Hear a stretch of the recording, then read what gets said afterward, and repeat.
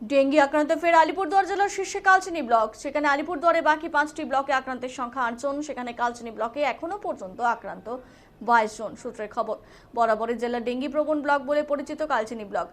স্বাস্থ্য দপ্তরের রিপোর্ট অনুযায়ী 2019 সালে কালচিনি ব্লকে 2228 জন ডেঙ্গিতে আক্রান্ত হয়েছিলেন, যার মধ্যে 2220 জন আক্রান্তের হদিশ মিলেছিল ভারত ভুটান সীমান্তবর্তী শহর জয়গা ও তার পার্শ্ববর্তী এলাকাগুলোতে।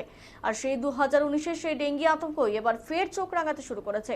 তবে 2019-এর মতো ফের যাতে ডেঙ্গি ছড়িয়ে না পড়ে তার জন্য ইতিমধ্যে ময়দানে নেমে পড়েছে ব্লক ও স্বাস্থ্য দপ্তরের আধিকারিক এবং কর্মীরা। ডেঙ্গি রোগের সচেতনতা চালাচ্ছে স্বাস্থ্যকর্মী। এছাড়া বিভিন্ন এলাকায় জীবাণুনাশক স্প্রে চলছে। কালচিনি ব্লকের মধ্যে কালচিনি গ্রাম পঞ্চায়েতে এখনো পর্যন্ত আক্রান্ত 7 জন। শনিবার এই অভিযান চালান স্বাস্থ্য দপ্তরের আধিকারিক কর্মীরা। ডেঙ্গি নিয়ে সাধারণ মানুষকে সচেতন করেন তারা। এই বিষয়ে ব্লক স্বাস্থ্য আধিকারিক শ্রীকান্ত মণ্ডল বলেন, ডেঙ্গি রুখতে আমরা এই অভিযান চালিয়ে যাচ্ছি। আক্রান্তের অধিকাংশই এখন সুস্থ রয়েছে।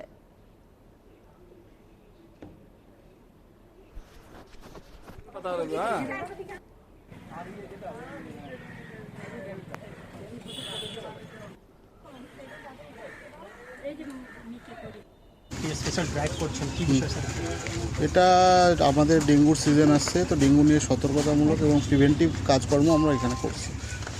স্যার, জানতে পারলাম এই কালচিনি জিপিতে এবার ডেঙ্গুর আক্রান্ত সংখ্যা বৃদ্ধি পেয়েছে, কতটা আছে এখন পজিটিভ কেস? আমাদের গোটা কালচিনি ব্লকে 22 জনের মতো পজিটিভ রয়েছেন। এই এরিয়া থেকে মনে হয় 3 জনের মতো পজিটিভ আছেন এবং ওনারা বেশ সবাই এখন রিকভার করে গেছেন, ডেঙ্গু থেকে সুস্থ আছেন। আমরা চেষ্টা করছি যাতে চারিদিকে না ছড়ায় এবং আমরা মানে ফিভার সার্ভে করাচ্ছি যাতে আরও কারো যদি ডেঙ্গু থেকে থাকে তাহলে যাতে ধরা পড়ে।